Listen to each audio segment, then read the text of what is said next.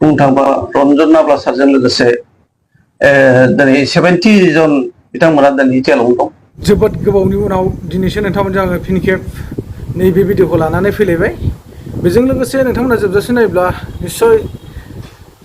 बुजिजोबगोन। दिनैनि भिडिअखौ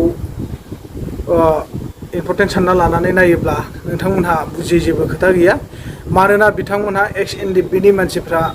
जि समनिफ्राय बिटिआर एकर्डखौ खालामदों, अर्थात जि समनिफ्राय एक्स एनडिपिफ्रा हाग्रायाव थायोमोन नङा होमबा, बिथांमोना ओंखारबोनायनि उनाव बिटिआर सुक्ति खालामनायनि उनावबो फिन खेब जेलाव थाजोबनो गोनां जादों आरो सोरखौबा बिदिनो गोबाङैनो हमदेरना लायबावदों। बेजों लोगोसे दिनै जोंहा 70निबो बारा रन्जन दैमारिजों लोगोसे जोबथेसालियाव जोबजाफानानै दङ। नैबे भिडिअनि सायावनो आं नोंथांमोनजों माखासे खोथाखौ शेयार खालामनानै फैनाय जादों। बिनि थाखाय नोंथांमोना जाहाथे गोबाव समनि उनाव दिनैसो भिडिअ मोननायलाय, दा बे गोबाव सम आं भिडिअ लाबोनानै फैनो हायैनि मेन गुबै खारनानो जाहैबाय नोंथांमोना सिगाङाव नुखादोंबो जानांगौ। आङो तामिलनाडुआव साथाम हिन्जावसाफ्रा माने कलेज फरायजेननाय, देग्लायसो मेट्रिक पास जानाय बे गथ'फ्रा माने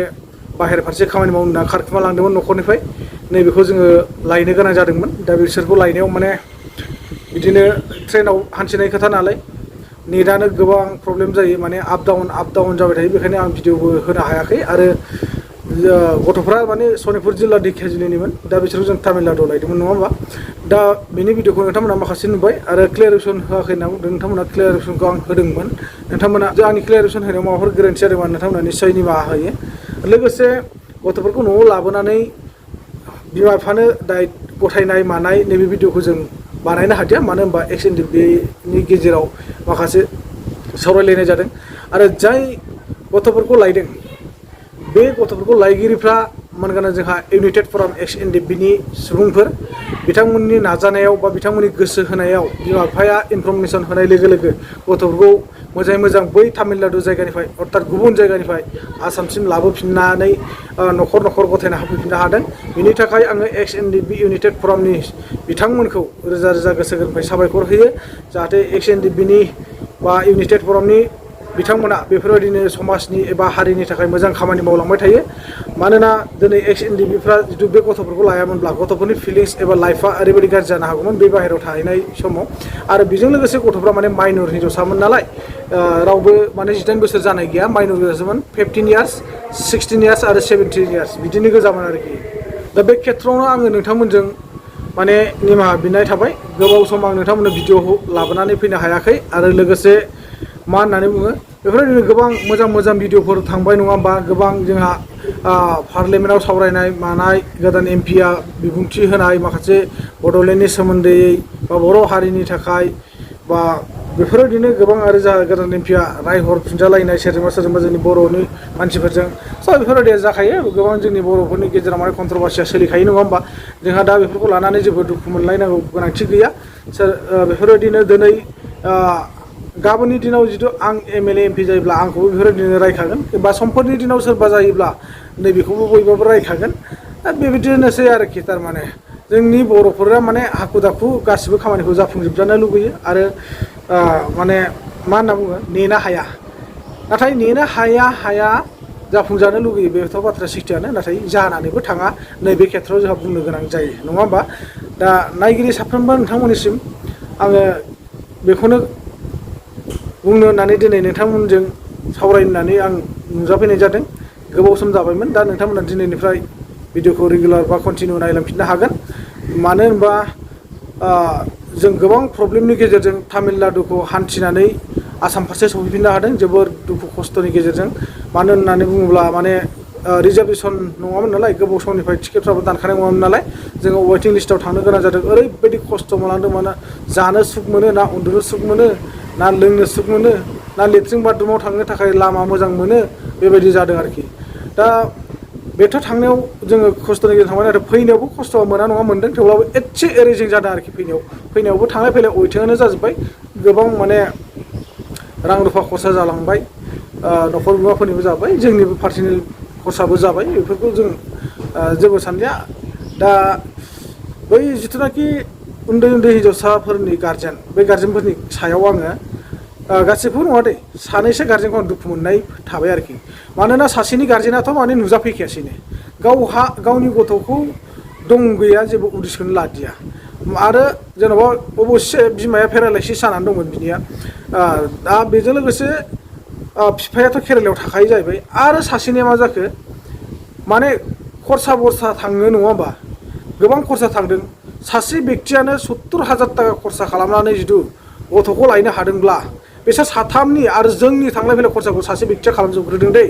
बिनि उनाव नैबे सासे गथ'खौ गार्जेना फैनानै लांफैनायाव माने जों बे 70,000खौ 10,000खौ साइडआव दोननानै 60,000खौ जोङो 20,000 बिसोरनो माने बुखावना होदोंमोन आरोखि नङा होमबा बेफोरबायदियाव खरसा जाखांनानै 7 गाहाम थांनाय नङा होमबा आरो फैफिननायाव गावसोर 3 हिनजावसाफोर गासै 8 मानसि नैबेयाव माने 70,000 खरसा जानायखौ बुखावनानै 20,000 बुखावनानै होदों जों न'थामजों नैबेयाव मा होनखो सासेनि गार्जेना बिफाया 20,000 होनांगौबानो गथ'खौबो लांलानो 20,000 होनांगौबानो कि गथ'खौ लांला मा जाखो बियो हा अब्ला बै गथ'आ गाव सोरजिनाय नंगौना नङामोन गावसोर जोनोम होनाय नंगौ नङामोन बे गथ'खौ ना बले गथ'खौ थांथों होननानैसो हगारखानायमोन नामा हा थांथों होनना हगारदोंबाथ' आंनि गथ'खौ लाबोना होनहरनो हायोमोन ना थाथों होननानै बुंनो हायोमोन ना नङा होमबा नोंथांमोना मा सानो कमेन्ट सेक्सनाव फोरमायहरसै आङो मुंखौ लालिया गामिनि नामखौ लालिया आङो नाथाय आं दुखु मोनदों आरोना बे आदैखौ आङो एसे दुखु मोननाय थादों खिन्थु मादैया जेबो बुङाखै सिरि थाबाय थादों दा बे आदैया माने 20,000 होनांगौब्लानोखि गथ'खौ लांला होननानै बुंबाय माने उफाय गैया बाध्यतायाव मिलायनो गोनां जाबाय नांगौबा जोंनानो आंनियानो बारा थांथोंसै होननानै सासे गार्जेना माने बुंनानै लानाय बायदि जाहैबाय आरोखि दा बेफोरबायदि नङा माने गथ'खौ जोनोम होबाय जेला गाराया जायोब्ला मुलिया नांखागौ जायो दिनै नोंथांनि फिसाजोआ गुबुन जायगायाव थांनानै मा केरेक्टाराव थाहैगोन नैखौ जों नोंथांमोना साननाया मोजां आरो जोङो डिटेल्सलि मोजां गाज्रि बाथ्राखौ बुफ्रुनानै होआखै बुफ्रुनांगौबा गोबां बाथ्रा दङ नोंथांनि फिसाजोआ बहा दंहैयोमोन बहा थायोमोन माबायदि रुमाव दंहैयोमोन नैफोरखौ जों बुफ्रुनानै होआखै मिथिबायना आरो गासैबो जोंनाव माखासे बिनि कल रेकर्डिं दङ जों हगाराखै होआखै नोंथांमोननि गथ'फोरनि फिउचारखौ जों सानदों उन्दै माइन'रिटि हिनजावसा होननानै जोंनिनो आंगोनि बिनानाव बा बियादै फिसा होननानै जों सानदों बिसोरनि लाइफआ गाज्रि जागोन होननानै जों सानदों दिनै जों गथ'फोरखौ मानो मोखां देखायनो हाया नैबेफोर खारनाव जों देखाया जोङो मोखां देखायनाय लोगो लोगो नोंथांनि फिसाफ्रा माने लाइफआ बरबाद जानो हागौ नङा होमबा बेजों लोगोसे मोखां देखायनाय लोगो लोगो जोंहाबो क्राइम जायो नैबे खेथ्रआव जोङो मोखांखौ देखायनो हाया नाथाय जोंथ' जोंनि फिउचारखौबो जेबो सानालासिनो गथ'फोरनि फिउचारखौबो जेबो सानालासिनो हगारथारनांगौबा हगारदो आरो किसुमान बाथ' हगारगौमोन दिनै बेनोसै आं बुंनांगौ बाथ्राया बा आङो आदैमोनखौ दुखु मोनदों बे आदैमोनखौ मानोना दिनै 20,000नि थाखाय फिसाजोखौ लाङा होननाय बाथ्राखौ बिराद दुखु मोनदों आरोना खरसाया जाखागोन नों खुद हारसिं थांनानै लायबाबो बिफा फिसा सानैजों 20,000 खरसा जाखागोन आदै मिथिबायना नोङो बाहेरायाव गिदिंग्रा होननानै बुंना लादोंमोन नोङो तामिलनाडुआवनो थाखायो होनना बुंदोंमोन आरो नोङो मा बुंदोंमोन मास मोनसेनि उनावसो गथ'खौ लायगौमोन होनना बुंदों मास मोनसेनि उनाव गथ'खौ लायनो थांगोन आरो मास मोनसे खामानि मावनानैसो नोङो गथ'खौ लाबोगोन होनना बुंदोंमोन अब्ला साननानै नायदो बे समावनो नोंनि गथ'आ मा जागोन हा मा जागोन गथ'नि लाइफआ मोजां थागौमोन ना थायामोन बेखौसो सिन्था खालामहरनांगौ जोङो लाबोना होफैबाय नोंथांमोननि गथ'फोरखौ गथ' गथायखौ फिसा फिसौखौ नोंथांमोना XNDP इउनाइटेड फरामनि सुबुंफोरखौ धन्यबादसो जासिनांगौमोन मिथिबायना गोजोननायसो जासिनांगौमोन नाथाय मा गोजोननाय जासिखो फैबाय गथ'खौ लाबाय ब्लड थांबाय मा हुदा जाखो बियो बिदि नङा नोंथांमोना साबायखर जासिनो रोंनांगौमोन दिनै नोंथांमोननि गथ'फोरनि बेसेबांबा गिदिर खैफोद होनना बुंजायो नैबे खैफोदनिफ्राय गथ'फोरखौ बोखांनानै लाना फैदों एबा बासायना लाबोदों बिनि थाखाय नोंथांमोना धन्यबाद जासिनांगौमोन गोजोननाय जासिनांगौमोन नाथाय गोजोननायखौ जासिनो नागारै नोंसोरो आदैमोना गोरोन्थि मावदों जाहाथे नेक्स्ट टाइम बेफोरबायदि दामाव आरो आसा खालामो गुबुनफ्राबो जुदिहाय आंनि चेनेलखौ नायोब्ला नोंथांमोननि फिसा फिसौ मालाबा बेफोरबायदि खारगोन बा जोंनि फिसाफ्राबो खारगोन जोंनि फिसाफोर खारबाबो जों खरसाखौ हरखानांगोन बे सियरखा मिथिबायना खरसा गैयाबा जेबो जाया दानि जुगाव थाखा फैसा नङाबा जेबो जाया गारि भारा खरसाखौ नों होखानांगोन नंगौना नङा रायजोफोर दिनै तामिलनाडु थांलाय फैलाय एसेल' नामा हरनै गाहाम लायो सानथाम लायो बेसे मेगन मोदै खस्थ' खालामनानै जों होसो नागिरबायनानै जों थांनो गोनां जादों दा आं बांद्राय गोलावखौ बुंनो सानलाया लोगोफोर नोंथांमोना सिगाङावनो भिडिअ इन्ट्र'नि फुल भिडिअखौ नायना लादो XNDPनि बिथांमोना बा इउनाइटेड फरामनि बिथांमोना माखासे रन्जन दैमारजों लोगोसे जेलाव थानाय बा गावसिनि केसफोरनि सायाव माखासे मोजां गाज्रि बाथ्रा मोनदों नोंथांमोना फुललि नायनानै बुजिना लानो हासिगोन टिचार गोरोबथा 2027 जानुवारियाव फार्स्ट सुक्ति जादों बे सुक्तियाव जे जों सानदोंमोन सुक्तिखौ मोजां जादों होननानै खिन्थु थिगानो दं जेन'बा बिटिआर गोरोबथानि उनावहाय जों नुनो मोनबाय मा जिहेथु जोंनि एक्स एनडिबि माखासे एक्स एनडिबिफ्रा जिहेतु माखासे जेलाव थानांबाय सोरबा केस दासिमबो दङ दासिमबो जेनेबा रिहेबिलिटेसनखौ मोनफुंजोबाखै एग्रिसिया दासिमबो फुरा मोनजाबाखै आरो बुंनो थाङोब्ला दा जोंनि एक्स एनडिबिनिफ्राय जिहेतु जोंनि सेंग्राफ्रा एक्स एनडिबिनि मानसिफ्रा पारामिलिटारि साख्रि मोनदोंमोन दा बेवहायबो आरो लोगोसे बेवहाय एक्स एनडिबि आरो इयुथ माखासे जोंनि बर' लाइमोनफोर बिथांमोना मोननांगौमोन नाथाय बिथांमोना दिनै बुंनो थाङोब्ला दिनै जेबोखौ मोनासै जेबो मोनसे फुलफिल जायासै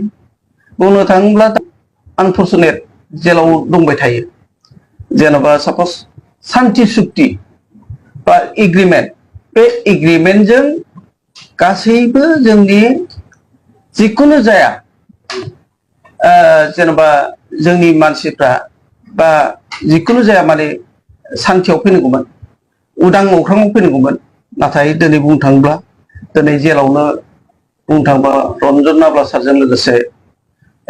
दिनै 70 जन बिथांमोना दिनै जेलाव दं सेन्ट्रेल जेलाव हाइनान्स जानानै दङ दिनै बेबायदि मोनसे अबस्था जादों आरो बुंनो थाङोब्ला जोंनि एक्स एनडिबिफ्रा जिहेतु मुंख्लं जानायफ्रा एग्रिसिया मोननांगौमोन नाथाय बिथांमोना दिनैसिम मोनफुंजोबाखै आरो बुंनो थाङोब्ला दिनै जेन'बा सापस जोंनि केस बे केसा दिनैसिमबो उइद्र' जायाखै बे केसा मबा नागालेण्डआव दं मबा अरुणाचलाव दं आफ्टार माने माबायाव जेनेबा सापस बुंनो थाङोब्ला भुटानावबो दङ आरो नेपालावबो दङ दिनैसिम बुंनो थाङोब्ला बिटिआर एग्रिमेन्टनि उनावहाय बहुद माने गासिबो मोनसे साक्सेस जानायखौ नुवाखै आरो मोनसे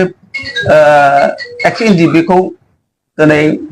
माखासे जोंनि दानि सरकारा नायाखै होननानै जोङो बेखौ सिन्था खालामनो हायो दिनैनि समाव